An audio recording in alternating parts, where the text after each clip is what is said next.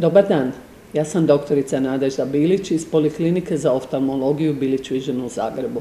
Današnja rješenja za visoku kratkovidnost puno češće se okreću u gradnju takozvane fakične ili umjetne leće u prednju sobicu oka ispred naše šarenice, više nego laserskom skidanju dioptrije. Takav pristup proistekao je iz našeg saznanja da mi za visoku kratkovidnost moramo skinuti određenu količinu tkiva sa rožnice, što može nekada biti, ako je tanka rožnica, teško izvedivo.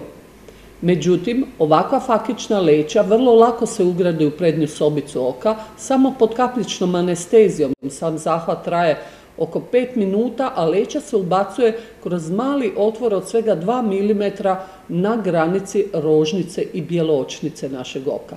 Leća je vrlo stabilna, omogućuje već sutradan da se dobro vidi, a indicirana je kod svih onih koji imaju dioptriju veću od 6 ili 7.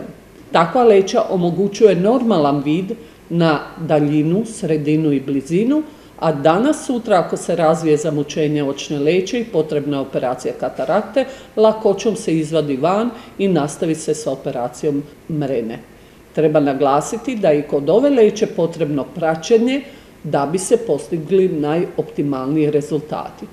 Oči su vaše najveće blago, stoga sa punim povjerenjem povjerite brigu o vašim očima stručnjacima u Poliklinici Bilić Vision.